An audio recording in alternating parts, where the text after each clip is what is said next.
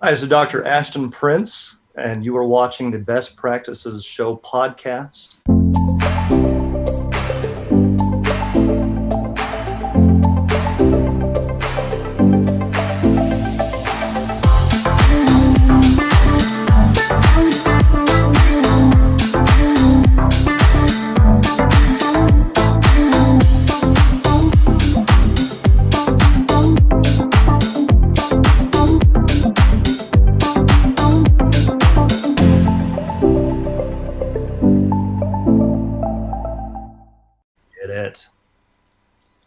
Hey guys, thanks for watching the Best Practices Show podcast, where we take a look at the best business practices from the best practices all over the country.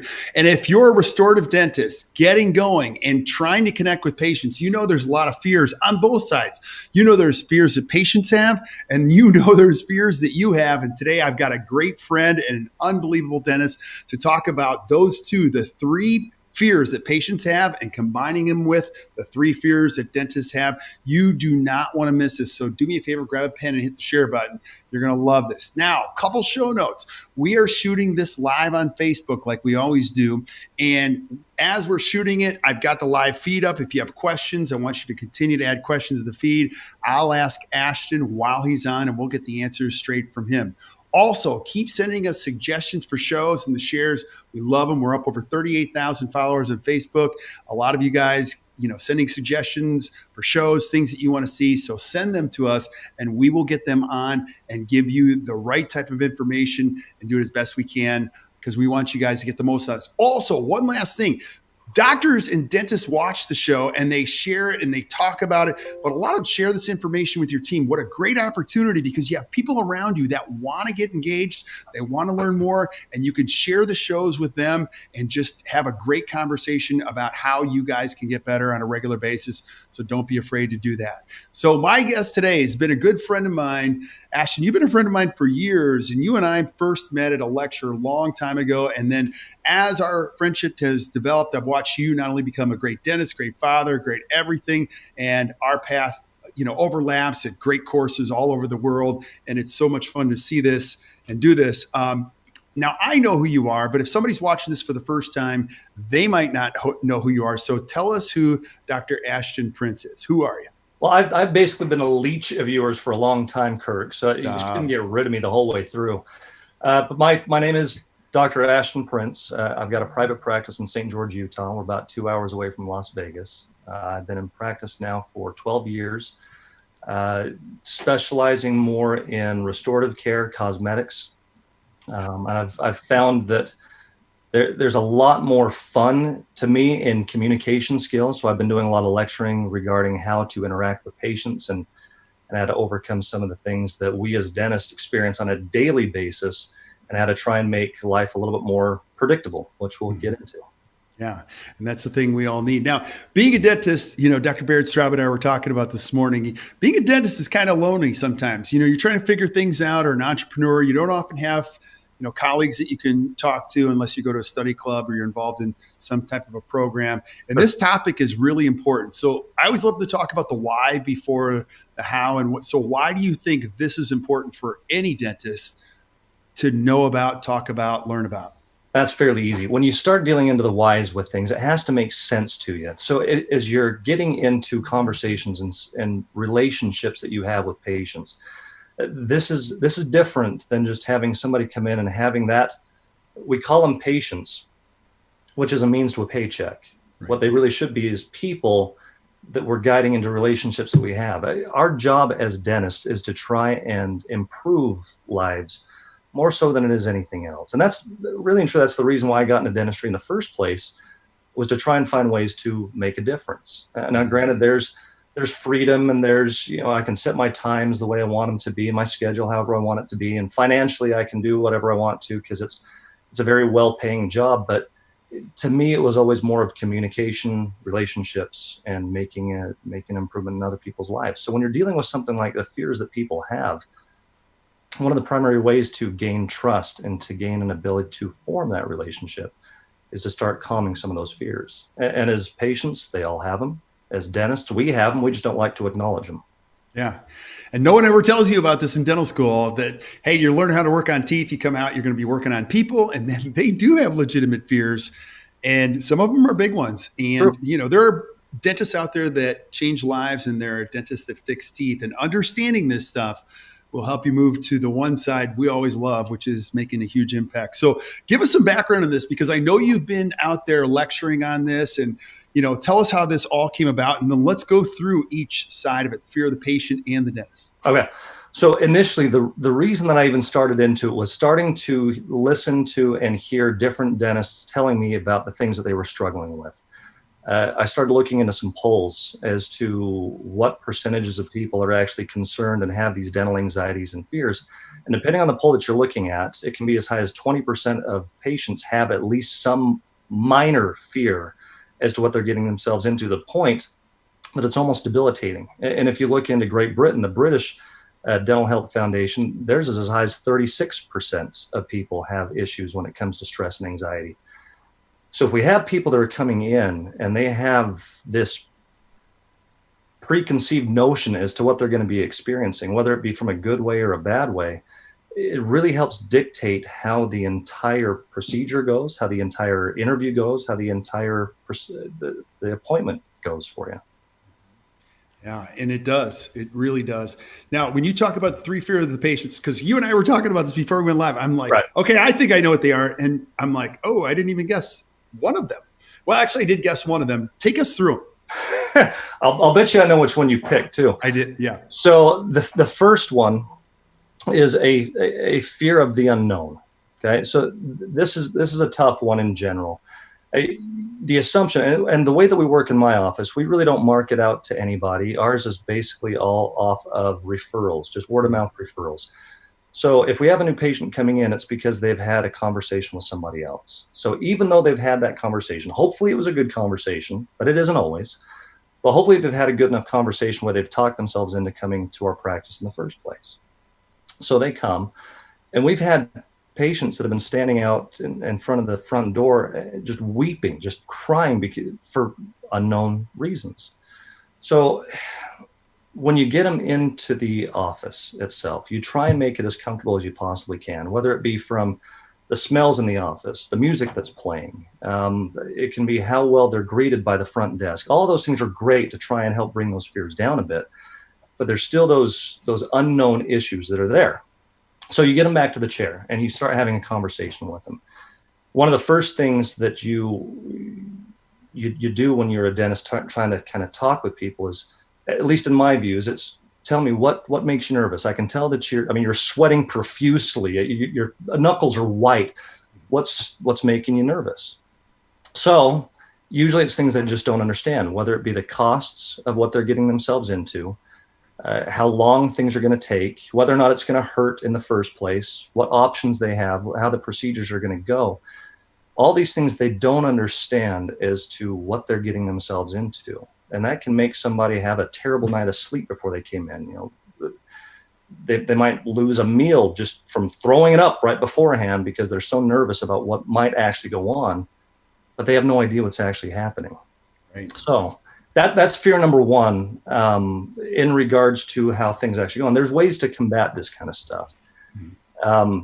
First of all, the way that I approach it is I start off with an interview, just strictly conversation, nothing else, of an interview, not only from me to them, but from them to me as well. So I'll ask them certain questions of what do you expect is going to happen here?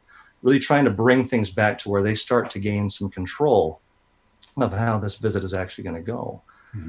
If they can be a little bit more comfortable and feel like they've got that control that way, then it starts to ease some of that fear that's going on. Yeah. So the questions that we'll ask when it comes to the interview would be, like I said, what do you expect of me, but what do you expect of the office? What do you expect your experience to be like? And then I'll tell them, I want you to go back and forth, and let's find out if this is even the right location for you. If somebody comes in and they say that they want this to be an experience as to where they get everything done, you knock them out, they're sedated out and they move on with life, that's great. I mean, we could make that happen. But there are certain situations that are outside the realm of a cosmetic restoring dentist, whether it be a pediatric patient that we need to send off to a pediatric dentist, or a root canal, an advanced root canal, or a wisdom tooth, something like that. that we have to have them referred out. Right. All too often I get someone who says, I do not want to do this again. I do not want to have to go to another office again. Please do not make me go anywhere else. Yeah. So then you have to kind of guide them through and educate them as to why specialists are there for a reason. And you have to almost walk them hand in hand through the entire process. Right. And if it's not the right office, if that's what they demand to have, they have to have everything done in one spot, that's fine. Yeah. Now, there are offices in town that I have here in Southern Utah where they love to do everything in-house, and that's fantastic for them. That's just not the way that I run my practice. So I want to make sure that they understand what's going on. Yeah, I totally agree. And one of the hardest lessons to learn in any business is, the question is the answer. A lot of people are really quick to give answers and talk a lot. I think if you can really pay attention to your team and yourself and the communication distribution, in which the patient's talking the most. I mean, even as simple as answering the phone, I completely agree. They don't know why a lot of times they're calling the office. All they know is they may have to go. And why us and why now are two great questions for your team to be engaged in. I know you picked us, but why'd you pick us? And why are you calling now? The tooth broke a month ago. Why is it today? And it's so powerful when you can get that information. And you're right. The unknown scares the heck out of us. So for a lot of different reasons. So why not make the unknown known? Love it. Love it. Love it. There you go. Yeah. Ready for part two? I'm ready, man. Part two, fear of embarrassment. All too often, I have even had old high school classmates that will refuse to come into my office because I know them well enough that they think I'm going to start judging them. Mm-hmm. And you get people that come through and they have the worst self-esteem that you see. Right. There's a number of times in a day for new patients coming through that you will have them actually say, as they sit in the chair, and we've all heard this, of good luck, it's a disaster in there. The esteem level is so low, the confidence level is so low that they're dealing with, that they're already throwing at you, I am a disaster, I am a mess. And they leave it at that, which is really, really sad. And to go through an embarrassment aspect of accepting that's the case, they're not smiling. Those Christmas pictures are this kind of a thing. They're not showing teeth. They're not happy about the way that things are going. And it's really kind of sad. So the judgment of embarrassment is that way. But there's a second aspect to the embarrassment side of things for that fear. It's the financial aspect. Mm-hmm. I could go through an entire process. I could spend an hour visiting with somebody and educating them, showing them what the x-rays are showing them before and after, showing them why this tooth could be fixed and how it could be fixed and all the different options that could go on. I could make sure the patients asked every question they could possibly ask. And when it finally comes down to it, and they are fully understanding, at least as far as we believe that they're understanding, getting to that level, then I could come to them and say, all right, this is what we've decided to do. This is what the treatment plan is. You've kind of signed on to it and you're okay with this and you don't have any other questions. The cost on this is going to be $5,000. And you leave it at that. And now, Kirk, I've been to enough of your lectures to know that your happiness thing is to do the big bug eyes and just let them sit there and ponder it. And sometimes that goes really well. Other times it does not go well at all, where they sit there and they start to fidget a little bit. Now, there's an aspect of fear that comes with this that is more based on them wanting to save face as best they possibly can.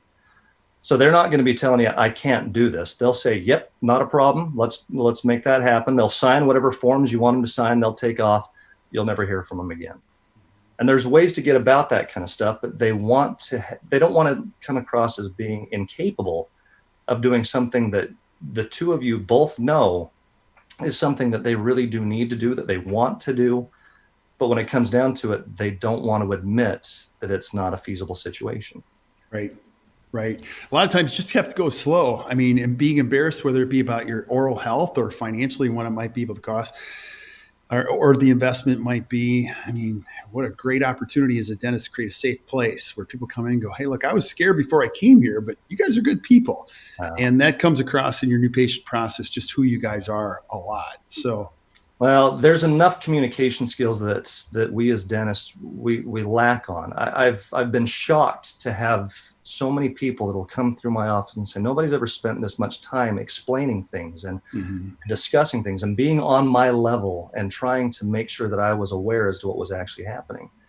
What I find really funny is you start to ask offices, and those that I've coached in the past and currently am doing, You ask them who's actually having these conversations, who's trying to calm these fears down. And it's not always the dentist. A lot of the times it's the front office staff. It's the assistants that are coming through that I'm amazed that they'll tell assistants anything. And then when we come walking in the room, they don't tell us anything at all. They'll tell the assistant more than they tell you.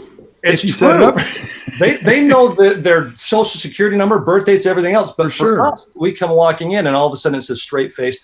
Good afternoon, doctor. How are you? Yeah. And that's about all that you get to start off with. So you've got to break those barriers down as quickly as you possibly can. Otherwise, it's going to be a very awkward visit for both of you. Yeah. The other thing you keep in mind too, because I love this. This is you're speaking my jam here, because people always say, "Well, we're relationship-based practice," or But when you go in there, you see a lot of transactions. And when you can get everybody thinking like this, hey, look, this is about connecting with people. It isn't necessarily about doing dentistry right away. The question to ask yourself is, are we relational or are we transactional? And sometimes a little bit of self-observation, like this was too transactional, and you can cross the bridge to another side when everybody's trained to ask great questions. Even in my office, I've got a retirement community that's here close to me. So I started to try and find out how many people are actually embarrassed. At what age do they get to that point? And there was an article written by the University of Michigan that dealt with those from the ages of 50 to 64 as to how many of those people actually had an embarrassing aspect to their teeth at that point in their lives. It's 1/3. One out of every 3 people are embarrassed in some aspect as to what their teeth are like at that point in their lives. Mm-hmm. But if there's that many people that are embarrassed and they're not showing up because they don't want to be judged, we got to change the way that we're actually interacting with these patients. Absolutely. Absolutely. What's fear number 3? This is the one that I assume that you probably guessed. Pain. Yeah. Fear of pain. Everybody loves it. You wake up in the morning and think, how's the best way that I can actually hurt myself? Oh, man, I can't wait to get a root canal every day. Now, what's really funny, though, is that, and it's not funny, is I've heard this from so many dentists. Like, one of your favorite things to do as a dentist is hear the drill while you're in the chair and it's coming at you. It just sounds different. It feels different. I've had so many dentists go, man, I've been running that drill for years, but man, when it was coming at me and I was in the chair, it's a whole different sound. Well, you've got all those aspects of the fear. I mean, it's the fear of the pain of the injection, the anesthesia, of hitting a nerve, pain in the wallets, all that kind of stuff that comes into this kind of stuff. But when you've got a doctor that's coming at you like this, it's always a good time to be terrified out of your mind as to what's going to happen. But people have these preconceived notions that no matter what, I'm walking into a dental chair, in one way, shape, or form, it's going to hurt. There's going to be a pain aspect that's there. So whether that's from previous visits to the dentist, things that they experienced as a kid, things that their siblings are telling them if they're young patients, oh my gosh, you have to go into the dentist. He is going to hurt you. It's going to be terrible. All these things go on to bring about this absolute fear of pain that's somehow always been associated with dentistry. Right. Sad. Yeah. Well, how do we now, when taking a look at that with the patients, now you got the other side of the chair where you have the dentist. So let's speak about that. And in your observation personally and what you see out there, I would completely agree with the 3 biggest fears that dentists have. Take us through it. Okay. First one, fear of criticism. Now, this is the 3 fears that we go into as dentists. This is something that we've all experienced it at some point. Those that haven't, I mean, they're stone cold. That's fantastic for them. But for those that are trying to form, like you said, Kirk, these relationships with people, you start to have these softened heart situations. So the first one is a fear of criticism. All right. Now, we're expected as dentists to be experts in an area of the body that is a very, very intimate location. I mean, the teeth, the gums, the nerves, the muscles, the face. One of the biggest things that ever actually benefited my practice was the cell phone. Just because of selfies and people doing this constantly, making duck faces and everything else that they're doing, people are so aware of their faces that people are coming in for things constantly. So my concern is if I have a patient coming in, I want to make sure that they are very, very, very well taken care of. And then when they get home, what are they saying about us? Are they happy with the way that things? What are they telling their friends? What are they telling potential patients? Like I said, we're a referral-based office. So if they're going home and they're starting to badmouth us right out of the gate, we don't want to be criticized like that. I mean, as dentists, we are supposed to be, like I said, experts. And if we don't come across that way, that's not the way that we want to be viewed. From a patient standpoint, we want to be looked at as, almost on a pedestal, and that's great. But that's just for the patients. How's your team members looking at you? Are you being criticized by your team members? Are they being well taken care of? Are they being validated? Are they happy with where they're working? The last one, your own friends. Are you living your life in a way that's kind of a jerk to them? I mean, if you have to come across the time, and it will happen to all of us, where a patient moves, or you do have to send them off to a specialist or anything like that, the next aspect of criticism that I really don't like, and it does get into my brain a lot, is when they go to a different office, x-rays are going to be taken. Are they criticizing the work that I did? Are they saying that, that margin's off a little? Why did he do this? That color doesn't match. Right. That's critiques we don't ever want to hear about. Mm-hmm. If they ever do come full circle around to us, when you hear that, it's a blow to the stomach. I mean, you just feel like crap afterwards because you've done your very, very best towards it, and yet you're criticized for it. And it's tough to deal with. Well, it's tough. I think, just as human beings, we have this innate fear of what other people are thinking. And most of the times you find out, if you do enough investigative homework, nobody's thinking about you at all. Like, we're consumed about what they think. And so part of crossing the bridge, I'll tell you, aging helps too, because the older you get, the less you worry about what other people think, especially if you have some good confidence grounded in, hey, look, we do the right thing here. I've heard Chris Ramsey and other great dentists say, look, once you get your arms around doing the right thing consistently, and you can say to patients confidently, look, just because you don't want to do the right thing doesn't mean I'm going to do the wrong thing here. I've heard that so many different times. And people find different ways to say that. You'll see it calms the criticism thing a little bit. You're still going to get it. And the other thing to remember too, I think you're totally spot on, is you can't do anything great and not be criticized. You can't. Like, it's impossible. The only people that aren't being criticized are the ones that aren't doing anything, because no one cares even more about them. So I think anytime you stand for something, you make a point, you do something wonderful, you're going to embrace a little bit of criticism. The important thing is just being grounded. Once you know, and you got a group of people around you that are reinforcing your core values and why we do what we do, I think it's okay. But it is definitely a challenge in a lot of businesses, especially dentists, just getting beyond the criticism piece and finding a way to cope. It's not what you want to hear. At any point, it's not what you want to hear, but you have to be accepting of the fact of you're not going to be able to please everyone. It is just simply not going to happen, no matter what. If you're walking down a store and you start seeing all these people that are walking around, a little bit you've got that almost pride aspect that says, I could be all of your dentists. Everyone here, if you came to me, you would be getting the best service that you could ever get. No. But at the same time, there are so many people that are out there saying, I don't think I could ever handle you. Yeah. When those opportunities actually come up, when those situations come up, I should say, you're going to have a few of them where there's going to be a bad review written about you. And it's going to happen. It's not the end of the world by any extent. And it's almost difficult for some people to accept that aspect of criticism. The best way to do it is to know that you did the very best that you could, no matter what else you're doing, and respond appropriately. Yeah, right. So, and I agree. I like the whole review aspect of things. Now, I would say if you're getting a lot of criticism and very little attaboys, that's something to pay attention to. Or if you're getting a lot of 2.5 or 2-star Google reviews, I would pay attention to a little bit of that. But that's where the help of mentors, I watch so many great dentists. They get involved in the right type of programs, get around the right type of people.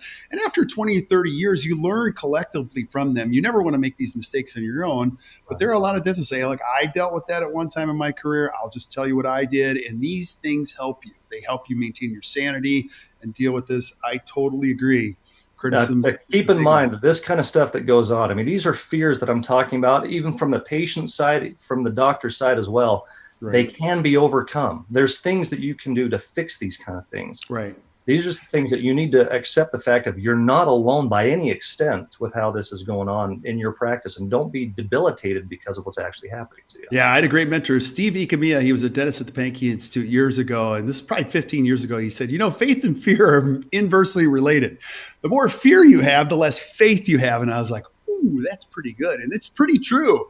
The stronger your faith, the less the fear. And so there are sometimes you got to really listen, but criticism is a big... It keeps people from doing things great. That's the important piece to realize. So it's important working through it. Good Sure. stuff, brother. Love it. What's fear number 2? Fear number 2 is a tough one. This is the fear of financial crisis. So it starts from the very beginning. You haven't even graduated from dental school yet. Right. And you're already terrified about where am I going to get a job?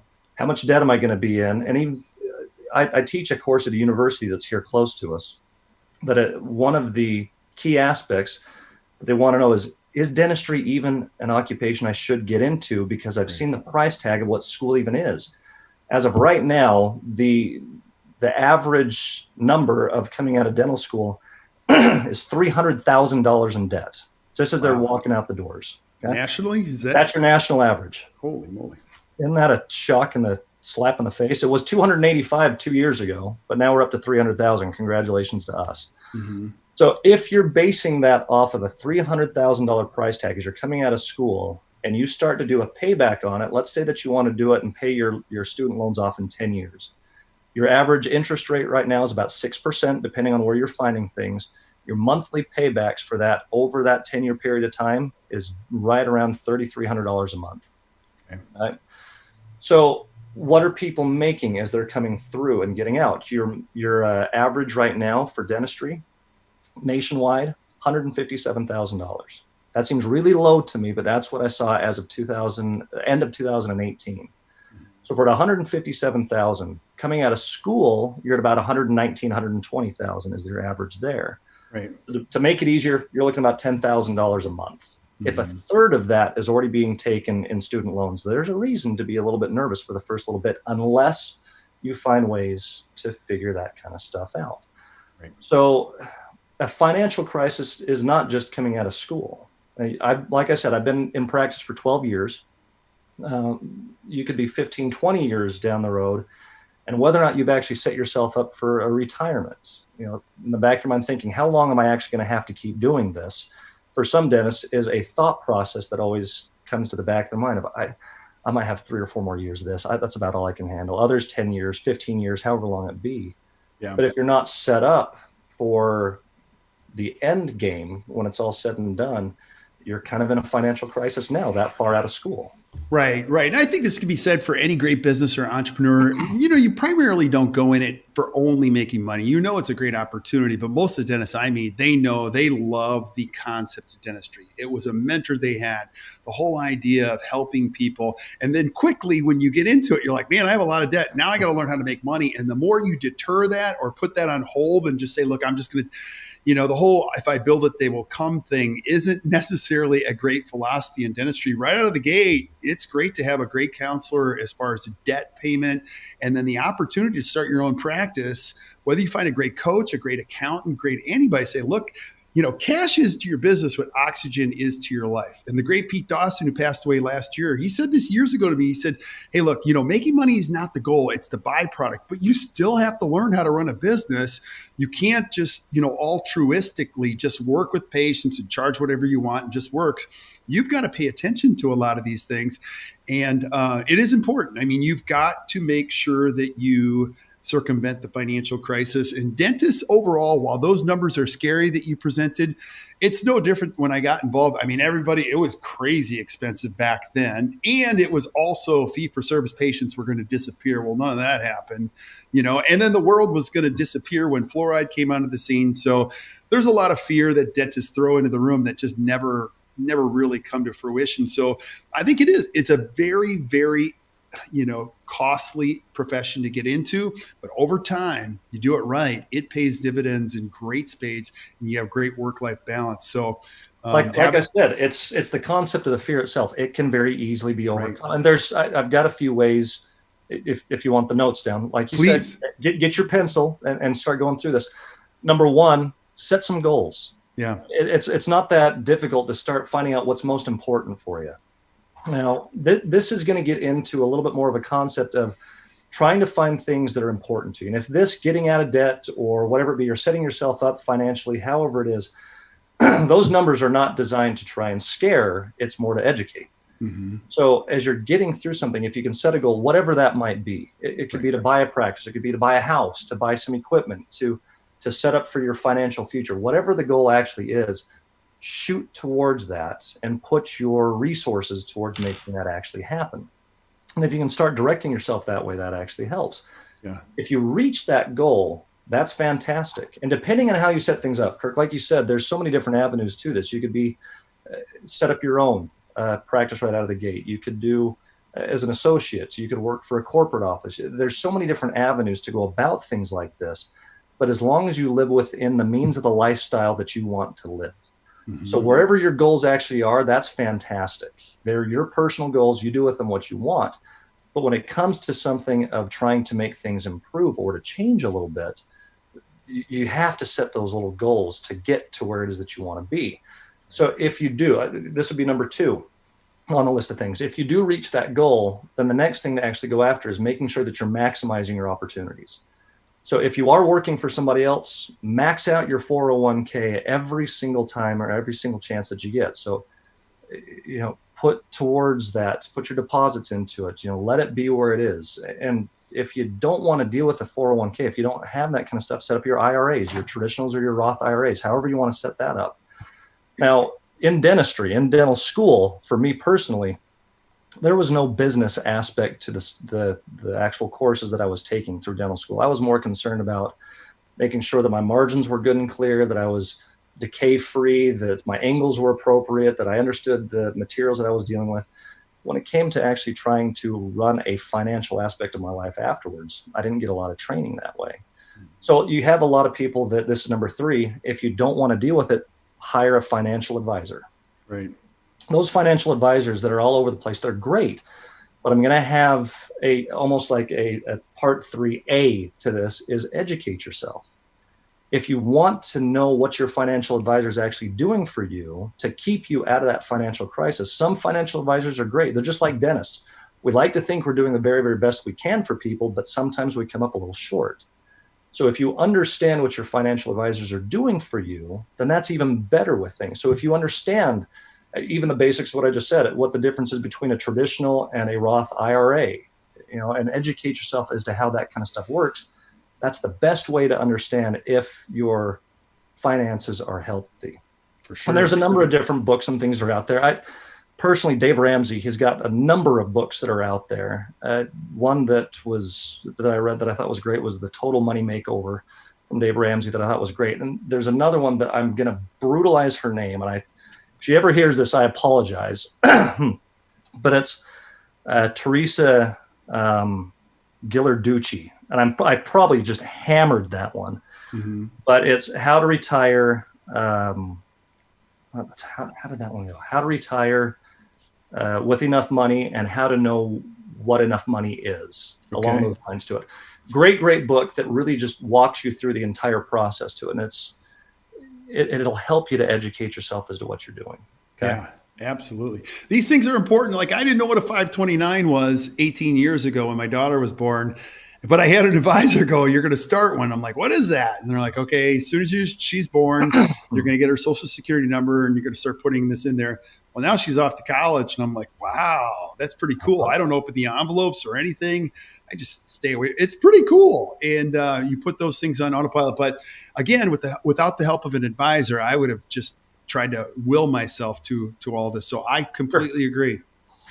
It's more fun to know what's actually happening as well. You can actually see the numbers going up and down. And from being a guy that loved math all through school, mm-hmm. to see the returns that are coming back, see the percentages, starting to play that game back and forth. It's honestly a lot of fun once you actually understand what you're getting yourself into. Right. And if you have no idea what any of these things are, you're just sitting back and hoping for the best. And at the end of the day, just like you would in some occupations, I hope I have enough by the end of this month to pay whatever my bills are. And if you're living from paycheck to paycheck, that's a tough life to live, honestly. There's not a lot of happiness that can come from that because you just don't know. You're lacking that predictability. Agree. What's fear number 3 of dentists? Fear number 3, this one, it pulls to the heartstrings a little bit, but this is fear of failure, okay? So there's 2 different avenues to this. The first one being a business failure. Now, in truth, you're going to have some good months. You're going to have some bad months. It shouldn't be something that keeps you up at night because it is going to be a little bit more of a roller coaster.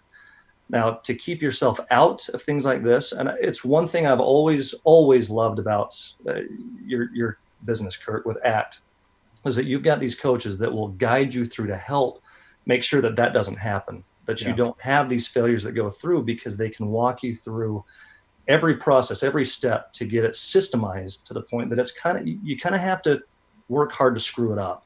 Yeah. If you've got the right coaches, you have the right advisors, but it's going to happen at times. And there have been a number of times when I first got into practice. Now, the way that it happened for me was that when I graduated from school and I came into this area, this is where I grew up, was in St. George, Utah. And there was a period of time where I knew I wanted to be here because I was in Las Vegas at the time and I couldn't stand being in Las Vegas. Mm-hmm. Well, my kids were getting to be old enough to start the schools. I thought, I don't want them in schools down here. I want to go home as to where I grew up. And St. George is my hometown. So we came here. And I found a guy that was needing to have an associate come through, and I agreed with him, and contracts were signed and everything else was finished. And his approach to me was, let's work together for 5 or 6 years. And after those 5 or 6 years, I'll just have you take over the practice. And I thought, perfect. That's exactly where I want to be. 3 months into the process, he comes to me and he says, my health is declining. I've either got to sell this office to you or to somebody else. Do you want it? Holy crap. I didn't sleep well for the first 6 months, a year, somewhere through there, just because I was so nervous of taking over this office and running it right into the ground. And I didn't have a lot of guidance that was going on because he was gone.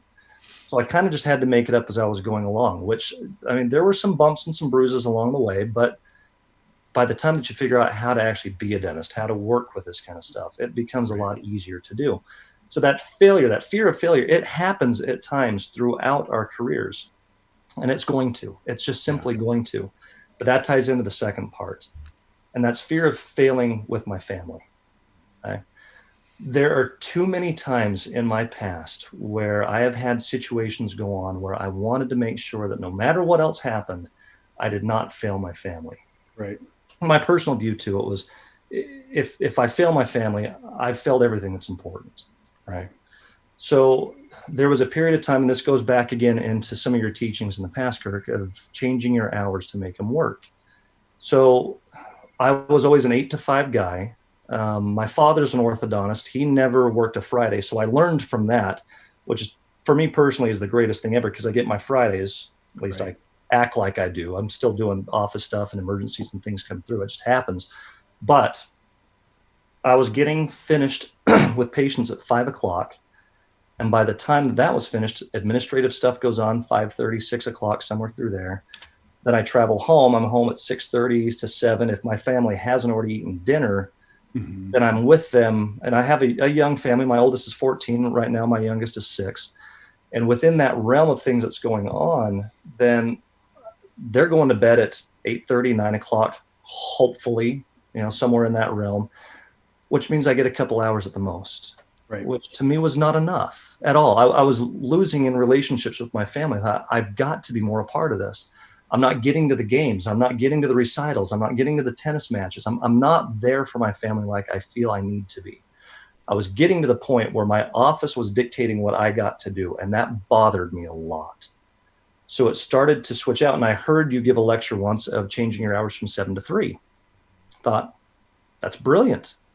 But I'm going to tick off a lot of patients if I do something like that. So I just took one day and I changed it. It was my Thursdays. I changed that to go from 7:30 to about 2:30 or 3 o'clock.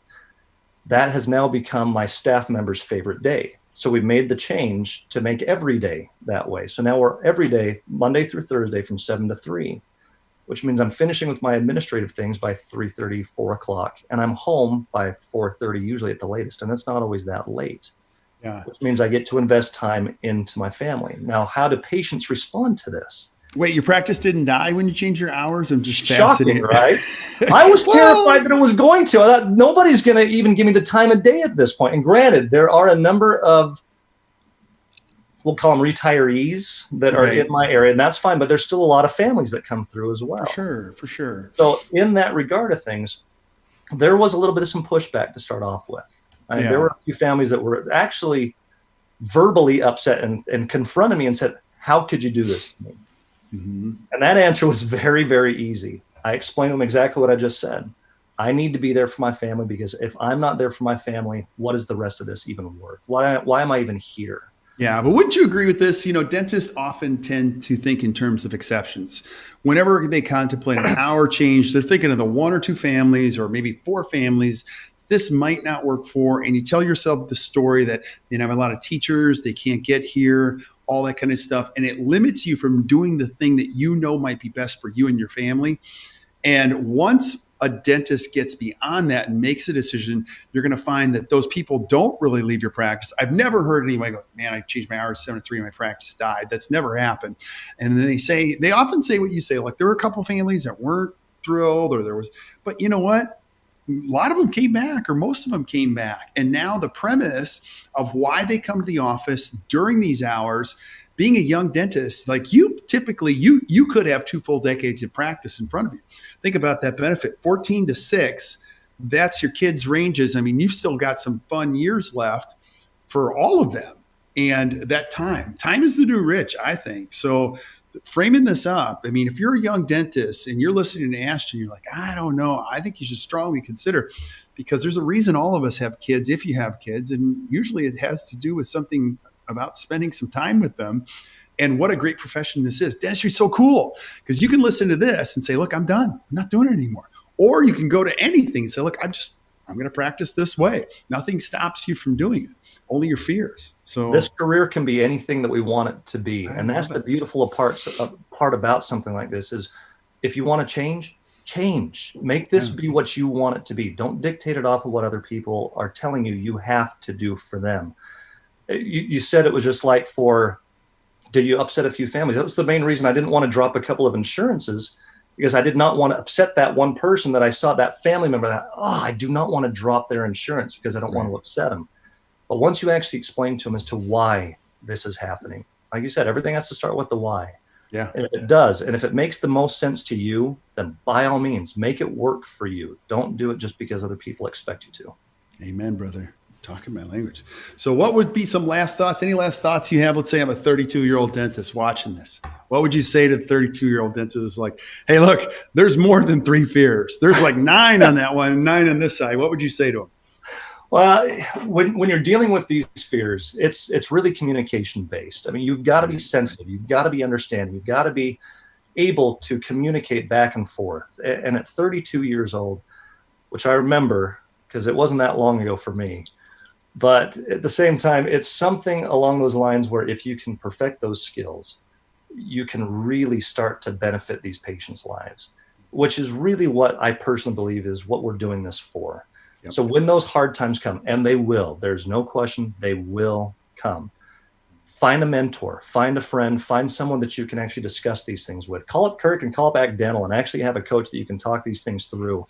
And if you can find someone, call me, in all honesty, whatever you need to do to try and get yourself through these hard times. As soon as you get past the hard times and you get that vision again, that happiness comes back around, you get that excitement back. I mean, you're pumped up, you're ready to go. You can't wait to get into the office. Then what changes, and it's a dynamic that I've heard before and I use a lot, but it changes your O to E. And what I mean by that is it changes the things that you've got to do to the things that you get to do. Yeah, I love in a case like this, where you get to dictate how things actually go, you can make it whatever you want it to be. You get to go into work. You get to deal with that patient. And it really does make a mindset change, which at 32, with years and years to go, you might as well enjoy it as you're going along. Absolutely, buddy. You can't say that enough. And I think every once in a while, we just have to pause and remember how awesome this profession is. Our coach was here last week. And so we had our whole team doing the training and just strategizing for this course. We've had an incredible run. And so like the challenge is what's ahead. And she said the most powerful thing in the first 2 minutes. She said, we get to be servants in an incredibly noble profession. And I was like, I thought to myself, oh, you had me at hello. You know what I mean? Like, cause, and I've known her for so long, and it's just a subtle reminder, like, this is a pretty cool profession. It's a darn cool profession and how noble it is. And a lot of times how we see ourselves in this has a big deal with how happy we are. So, buddy, I can't thank you enough, man. Dealing with the fears on both the patient and the doctor, they're huge. Nobody ever talks about them but it's great when we can gain the wisdom from great people like you. So, Thanks, brother, thank you so much. Now, stick around while we say goodbye to everybody else. Thank you guys for tuning in to the Best Practices Show. We absolutely love having you on, love this great profession, and we want to hear from you. Things that you'd love to hear more from Ashton, check him out. If you haven't had this guy speak, reach out to him. He is a great thinker and just an overall great guy. And then also keep sending us suggestions for shows that you guys would like to see here in the future. If you enjoyed today, just share with your friends. We love that opportunity to share the good word. And until we see you next time, keep watching the Best Practices Show. You guys enjoy the rest of your day.